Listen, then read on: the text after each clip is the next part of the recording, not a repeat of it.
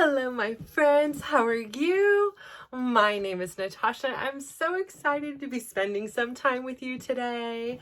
I am so stinking tired. I feel like I can see it even in my eyes. I am just tired. I finally just finished my steps. It was just one of those mornings. Typically Mondays I have a little routine, but we ended up changing Dylan's PT till Monday morning. So here was this adjustment. And again, I had some overflow from the weekend of things I wanted to do that I didn't quite get done yet. But on the plus side, I had finally made a selection on which video, and I did it really rapidly on which videos I want to submit to Survivor and Big Brother, just to shoot my shot, right? If something happens, great. If something doesn't happen, great. I'm in the same position as I am right now. No big deal, right? So I got that together, and Chris helped me to shrink it down, because that was my other obstacle. I don't know how to get it to this 50 megabytes. And so, I called onto my resources, which was Chris in this circumstance, and he shrunk them down for me, which I was very grateful for, and sent them back to my computer somehow, the magical of internet. But then they were on my computer. So this, the plan was I wanted to send it in the morning. So I worked on some stuff this morning, and then I had to take Dylan to PT. I was working while he was doing his PT in the office there, and he was grinding. He was sweating. He was working so hard. And then suddenly at the end, he just had to sit down, on the ground. So, you're okay, something's up. And then he was sitting there, and then his physical therapist was like, do you need a bucket? And he was like, yeah. I'm like, oh no. And then suddenly it was and he just threw up. It was just all water. And I was like, oh my gosh. I went running over there to clean it. Oh my gosh, what can I do here? And they were just leave it, it's fine. I'm like, no, I'm cleaning this. And he had 3 big spews, and then he was done and just sat there, and everything was fine after that. But I was joking. I was I am so glad you didn't eat breakfast, because it was just water and clear, and I felt so bad. I'm just cleaning, and they're leave it. I'm like, no, oh my gosh, no. And we were in there and having a good just here we are. And the funny thing was prior to that, I had asked, hypothetically speaking, when do people get cleared for going on a water slide? Because I know one of the biggest worries is slipping and falling. And, I'm nothing radical, kind of none of the extreme water sports, but where you're flying in the air or anything. But, you risk any kind of injury in that kind of situation, but just kind of maybe some tame stuff. And he was like, yeah, I think you'd be fine. And then I was like, yeah, we had no idea. We started talking about extreme roller coasters and things like that. And I was like, we had no idea that, what the thing was in his brain. And so every time after we'd go to an amusement park or a fair, we just thought it was the fried food and the heat and his migraines, because it would start with a hurt head. Then he would start vomiting. And it was just so many different times, that had happened in his life. And it's just it should have dawned on us. And even the doctor, I'm not blaming anybody, but it's one of those things, gosh, if only we would have known in ahead of time, then we would have had the opportunity to be proactive versus reactive to it. And, he was so young. There was no we just figured, oh, there's a family history of migraines and stuff like that. So it was just something normal people just, it's not common that somebody has a brain tumor, right? It's probably very rare. And so it's not the go-to for the doctors. And in hindsight, his pediatrician was definitely very young. She was fresher out of med school. Spunky, young. I really liked her style, but again, she probably didn't have the utmost experience. The one that the pediatrician Brad and Karina had for the majority of their life, she was like me. She was, she was probably my age or close to, maybe younger. But she had seen a lot of things, and I'm not gonna say if or whatever, had it been something different, something different could have happened, but exactly what was meant to do was meant to be. But I think about it. And so we were talking about vomiting, and I'm like, yeah, you would go on, you get these headaches, you'd start throwing up. I'm like, we just had no idea there was something in his brain. And so afterwards, like I clean up as much as I can. The towels are there. There's nothing left now, no evidence of it except for there's like towels and a bucket full of like water that was throw up actually. And I was like starting to just barf and run on you guys, but thankfully like there were no other patients in there at that time, or they'd be like, oh, like we're all human. We've all thrown up at some point in our life, but thankfully it didn't smell or any of that stuff. I was like super grateful for that.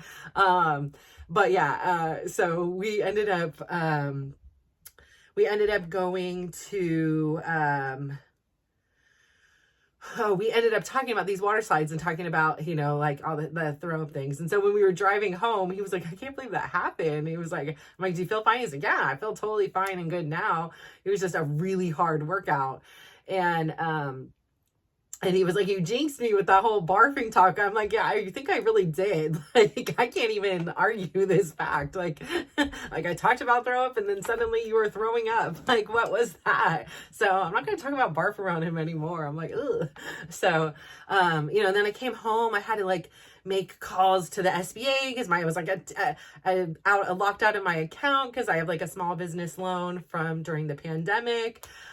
Which really was like so helpful in getting us like through that time. Oh my gosh, it was just like, I think everybody, like a lot of like the assistance and stuff like that was available to people. A lot of it, there were people, there's people everywhere, right? There's people that took advantage. There's people that, made a lot of money. There's people that didn't need the money, and I can't judge. I can only explain like from my perspective as small business owners who basically had their only form of livelihood abruptly end.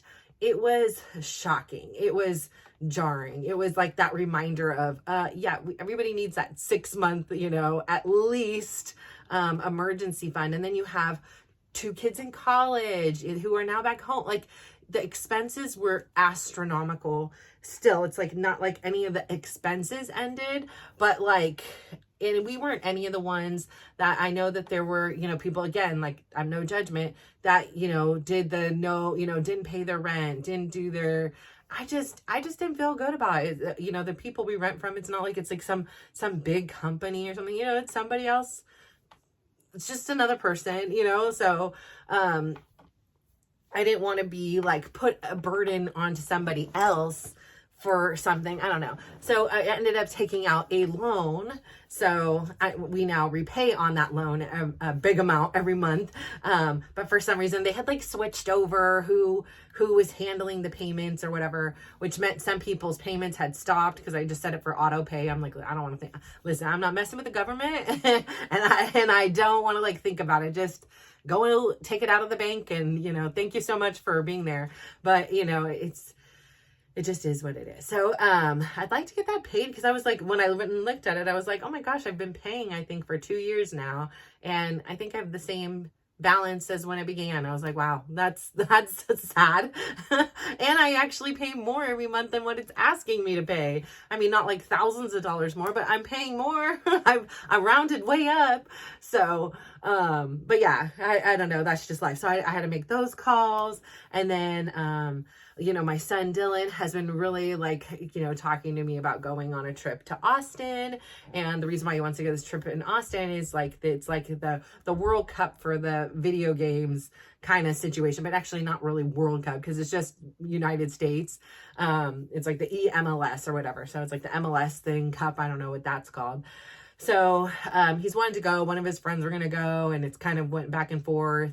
And he's now coaching. So he originally really wanted to go out to Columbus, like shortly after he injured himself, to go compete. And whoever won this Columbus tournament won $1,000, and they won the chance to like represent Columbus Crew, which is a soccer team, in the EMLS Cup. And he really wanted to go. I was just like, it was like $800. I was like per ticket.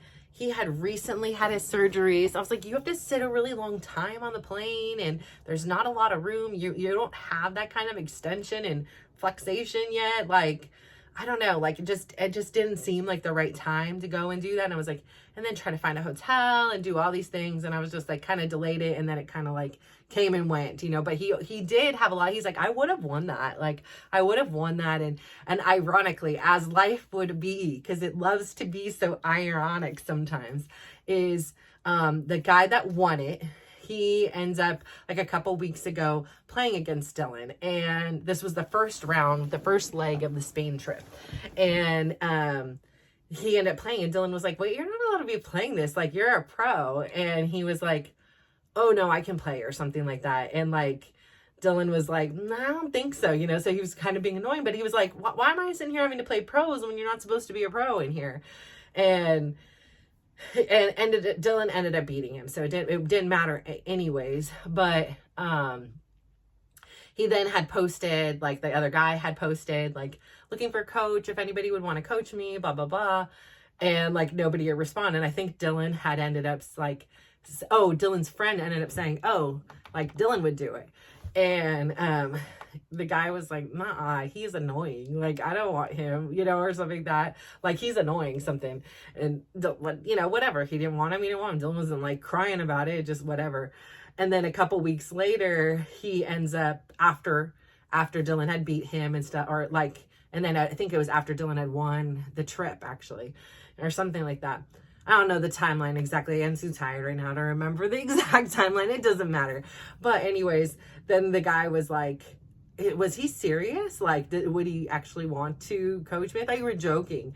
And he was like, yeah, I'll ask him. I'm pretty sure he still wants to do it. So he asked him, and then Dylan's like, you know, what should I do? I said, well, it's a pretty cool experience. Like, instead of you wanted to go to this event, instead of just going as a spectator, like, you'll get to be kind of involved. And of course, if you're helping somebody else, by nature, you're studying the game, like it will benefit you as well. Not that everything you do in this life needs to benefit you, but you're not getting paid for this. You know, there's no incentive for you. It's not like they're paying for your trip out there, but you know, it might be a fun experience. And to see, like, I'm a big proponent of seeing, you know, having my life experience, having my recent or real revelations that, you know, we have these default settings that make us think that everybody sees the world as we do. Everybody has the same feelings as we do. Like, and we're all so uniquely different. Like, we could sit around and pull everybody in a room and say, you know, what is it you see in this room? And everybody's going to come up with something different. Like, you know, what is your feelings in this room? Like, some people are going to be like, it's cold, it's stark. You know, other people are going to be like, it's warm and neutral. Like, we all have so many vastly different opinions that, you know, here's another thing. So he ends up saying, okay. And now he's been like working with him on a couple like tournaments. They've been like practicing and stuff like that. So when he goes out there this weekend, he is actually going to be playing like on the thing. And I was like, use this as your opportunity to network. Like, the big people that are, you know, in there, you know, that run these things, talk to them, introduce yourself, tell them your story, you know, like, there is power in that. I think everybody has a story worth telling, including you, including me, including everybody. And there's so much to learn and so much inspiration in everybody's life experience. I think it's just beautiful. So I'm hoping he'll get to take the advantage of it. Now, originally when I said, sure, go, like, whatever, I'll go with you even. And I was like, cool, I've never been to Austin, like, right? And then I was like, when is this? And it turns out to be, it's the same exact weekend my other son is in Vegas. And I had already booked my ticket to Vegas.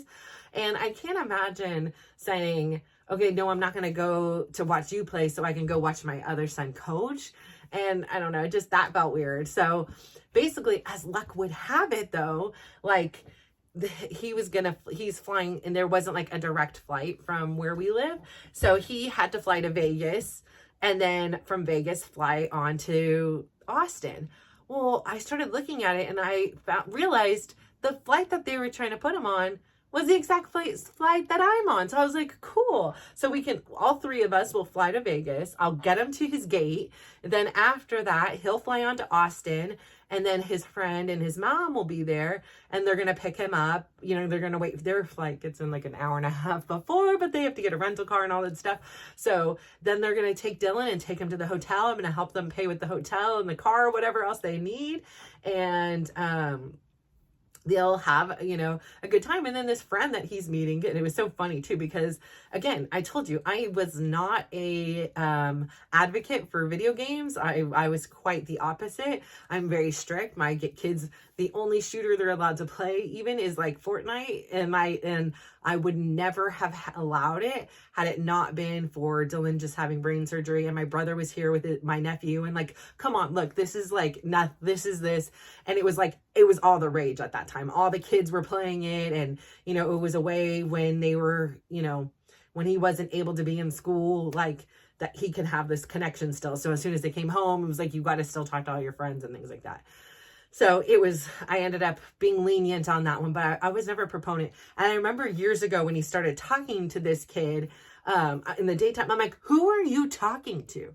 And he was like, oh, my friend from the video games. I'm like, no, you are not allowed to talk to anybody. I was like, there are pedophiles out there. This is not appropriate. You do not tell them your name. You do not tell them where you live. You do not do, like, how do I know this person is real? That could be a 60-year-old man. Like, I mean, everything you ever saw on those, like, To Catch a Predator or whatever, like, it came out. I was like, do you understand? Like, all these things. And he's like, no, look, Mom, this is him. I'm like, I do not believe that. They put pictures all the time that look like them, that are not them. It is not safe. Do not do these things.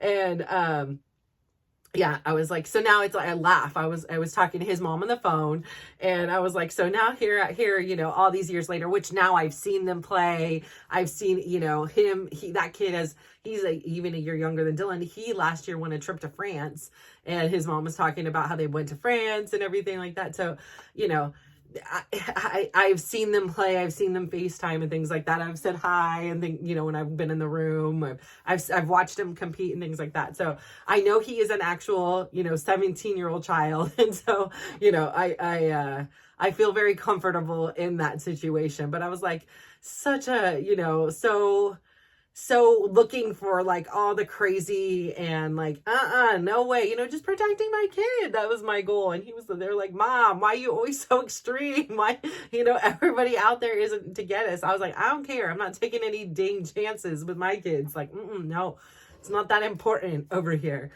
Yeah, it was quite the controversy. I was not happy. I was like, you do not give your name, your real name, none of this, like none of this chatting. You're only there to play unless you know them.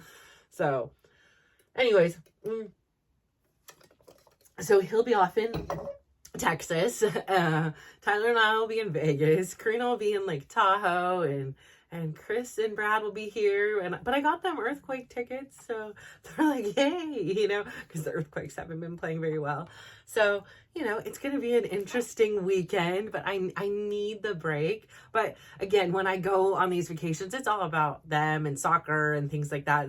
There's not much a break. You know, the kids are running the halls and, you know, being goofy and, you know, hanging out and things like that. So, you know, it's about getting their food and watching their games. See, I told you, I'm so stinking tired.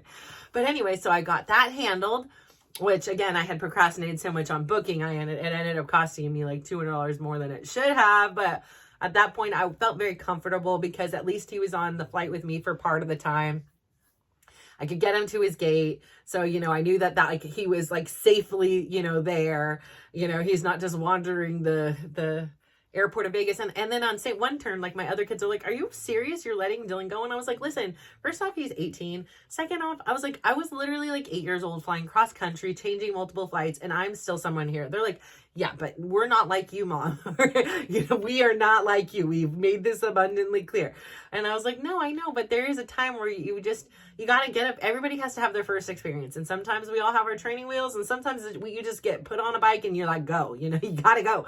And that's kind of what it is. I'm like, he wants to do this. You have to have the courage. He'll make mistakes. He may not come home with luggage. He may, you know, I don't know how many different things can go right or wrong in this situation. I don't want to think about it. I'll have him as prepared as possible, but no, like at the end of the day, just it is what it is. And hopefully, you know, like I'll practice with him how to he's never used a credit card. He's, you know, thankfully I have some one of the kind gifts I gave to my kids was I always put them on as authorized users onto my cards, but I never give them the cards just so that they have this really good credit when, like, you know, if they want to go buy a car, or if they want to buy a house, like they've got killer FICO scores. Like, yeah, mom made the mistake.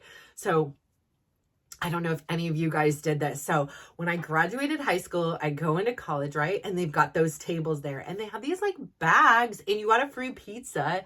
And so I applied for the credit card. I was like, oh, this is so cool.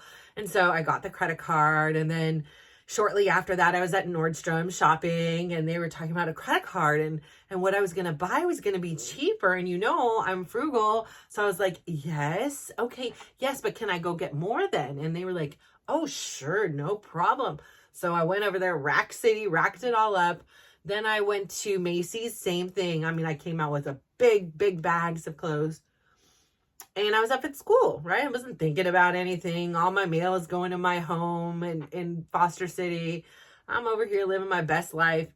And then my dad used to come out and he would meet me every Friday and we would go, back then it was called Juice Club, but it was like a Jamba Juice. And we would just chat for a bit and then, you know, he'd take me back to school and then, you know, go about his day and his business, which I thought was so sweet, you know, in hindsight, like he still just made that time to visit me, you know. It was super nice of him to do that. So anyways, I end up, one time we're at thinking, he's like, what are all these bills you're getting here? And I was like, what are you talking about? He's like, you have all these bills here. And I was like, why would I have bills there? He's like, I don't know. He's like, you better open them. I was like, okay. So he brings them the next time. Oh my, I had no idea. Like, I just didn't get the memo at all, at all. I was now like 90-day late on my things. I didn't make the $15 minimum payments. I mean, I would have at least done that, right? But I just never opened it, had literally no clue, and messed up my credit for 6 years. Like, I learned the hard way. So like, I always tell my kids this story. It is such a like important thing to me. That's why today I was like, what? I find this out Friday night at like 5:00 that they changed the loan servicer or something like that. And that many people hadn't been paying since December. So it was like December, January, February. I was like, oh no, I was like, not my credit. I was like in a panic. I was able to obviously go into my bank statement and see, okay, they have been withdrawing it, but it wasn't like showing. I wasn't getting any kind of receipt or payment or anything. I was like, oh no. And then if you don't log into your account for 90 days, it automatically locks you out. And then you couldn't call on a Saturday or Sunday. So I was like, oh man, I was like, please no. And thankfully everything was fine. So that's all set. That's all good to go. I also finally finished submitting my application to Survivor and Big Brother, which was huge for me. I still had to do like the bio and pick a photo and stuff like that. And so I just did it and I shot my shot, like I said, and it just felt nice to get like that off my thing. Cause I don't have another weekend this weekend, but if I had another weekend, I was like, listen, I am not putting on my makeup again and doing my hair again just to say the same thing in a different way. In hindsight, it was exhausting for just to say the same.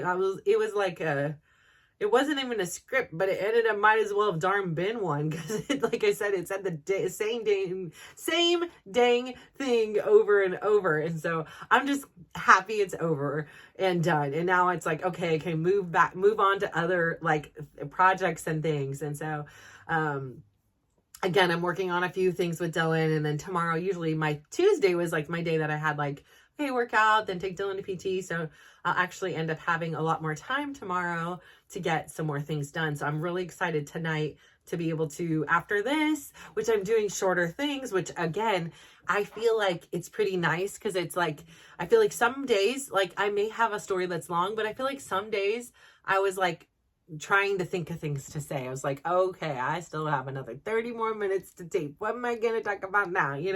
But I feel like now it's a little bit more focused and my energy, can go here. And so right now when my body is so tired and I'm done with my steps, I just want to go get in that shower and get into bed. And I have some stuff I can work on in there, but I just want to be like lateral. I want to be relaxed. But it was so nice. So it was great. I got that done. So despite being super tired, I think what prompted the tiredness is I didn't get any movement done in the morning. It was just all work, sitting. And I think it induced the fatigue in my body. And so then it was now I had this really long lunch with Karina and Tyler, and then Dylan came down. So when it was all done and cleaned up, so I sat with him and while he ate, and I just was in the kitchen again for a very long time, just spending that time together with them. And it just then it got to the point where it was okay, I gotta go do my steps, but I don't want to. I'm tired. I'm no. And so I would find all these silly ways to procrastinate. And then I was telling Dylan was asking something and I was I have to do my steps. I have 18,000 to go. He's you've only walked 2,000 steps today? I was yes. And he was you don't have to, you get to. And I was yes. Thank you for reminding me what I always say right now, because I needed to hear that. Because it in the beginning of my weight loss journey, I would think a lot about my uncle because he was confined to the bed mostly. And in the beginning, when it was really hard and I didn't want to at all, I would just start to think about him. I'm if he could just walk up a hill, he would be so happy. And here I am, I can, and I'm complaining about it. Do it for him. And so that shift in the mindset really helped me. So again, today when I was feeling really sluggish and it was I don't want to, could somebody else wear my watch and run around for me? I'm tired. I want to go to bed. He told me that, and it was all right, laced up the shoes, here we go, and it hurt. My legs hurt today, my hips hurt, my feet were falling asleep. And so again, it's one of those days, it's not pretty and it's not perfect, but I dang well did it. And that's what's important for me to do, is say, it's important for me to listen. If I really was too hurting or anything, I'd be listen, you can do 15K today. You could do 10K today. You could get the minimum done. That's okay. But as I started getting going and I started writing and stuff like that, it wasn't as bad. And it was I do get to. And so, I think today is such an important reminder that I have these reminders of my uncle. So it was important that I submitted at least my Survivor one, because my uncle loves Survivor. He did not like Big Brother when he was living here with us. When my auntie had here on hospice, he was he watched it with us. He's I just don't like it, but he loved Survivor. So and then again, I was also watching Survivor when he was calling me and took his, last words that he was ever able to speak, was while I was watching Survivor. He would tell me when I would want to do things, he would be just do it, Nike said, just do it. And he'd be what's holding you back? And I didn't know then, but I now know what the answer was. And the answer was me. I was holding me back. I had all these fears and insecurities and worries, and for what? So what? You apply, you get it, great. You apply, you don't get it, great too. Life is going to go on. It's going to be okay. So, but it was important today, because today was 2 years ago today was the last day. I talk about this sometimes, that he woke up as much as a person in a coma with severe brain damage could wake up. But today was the last day he woke up and went to bed, because he passed away 2 years ago tomorrow. And so I think that's also why I'm feeling a little bit on the drained side. But, he basically woke up as much as a person in a coma could wake up. And he never, he went to sleep, I say, I guess. I don't know what do you want to call it. It was very peaceful. But, he never had the opportunity to wake up again, or, that was it, so I don't know. It was just this kind of interesting like day that I think about him a lot. And then it just happened to be my daughter was asking for like these, he had given us these Nintendos, all of it. He wanted us to play this game with him and talking about it. And within this game, it was this kind of like social network kind of game. And you could send people gifts and stuff like that. And so my daughter was talking about it, and she was saying, how he, she probably had dozens of letters that were unopened from him. And I said, I probably do too. And I was like, I'd really like to go in and read them now, but I just don't know if I'm mentally there. I have so much to do I know it's tough. It's beautiful in some ways because he gave me so many gifts. I can't even explain.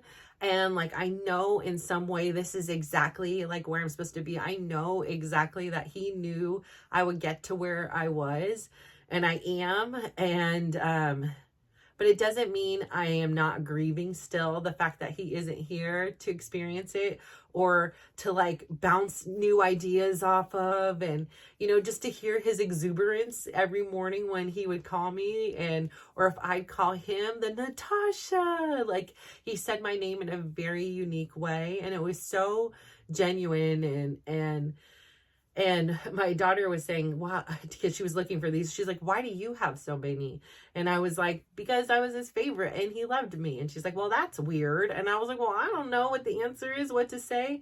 But I do know there's not a lot of people or relationships that I can say, I know this person loved me, but I know he loved me. Like, I know, he put in a tremendous amount of effort into our relationship. And for that, I'm really grateful, because had it not been for him putting in that effort, and, I was busy with kids, and I would, get the squeakiest wheel got the oil. I wouldn't always reach out to people because I was so busy just trying to survive over here and take care of the things I did. So again, it's like this whole metaphorical thing about survive and survivor. But then I started watching the new season today, like at the end of my run, because my phone died. So I was like, okay, can't ride anymore. And I was like looking at it very differently now. I'm like, really, could I do this though? Like it's one thing to get to send the application and think about it, yeah, I would do so good. But then I was really looking at seriously, I'm like, could I don't know. I'm not quite sure. I don't know. I was like, maybe, maybe not. I guess that's the whole point, right? It's going to challenge you to there. But now I was looking at it very differently. I was like, I don't know how I would do in this situation.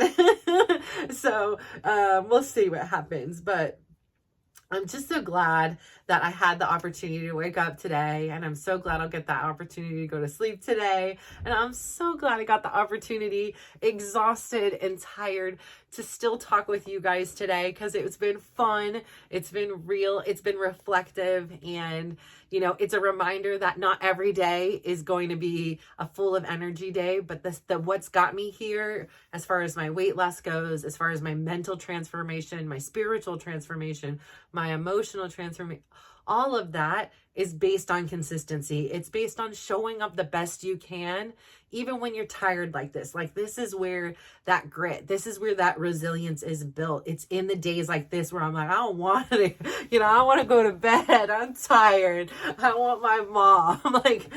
But I still get up and I said, all right, here, you could do the bare minimum. I'm not saying you have to run fast. I'm not saying you got to do it all in one thing. Do it however you got to do it. Just get it done. Okay. And so that's what I did here today. And I thank you so much for being a part of my life and my journey. And I hope that there's something in here that inspires you, that even when you have days that it's a little bit tougher, just show up and do the best you can and stick with your daily non-negotiables. Okay. So thank you so much. Have a wonderful day.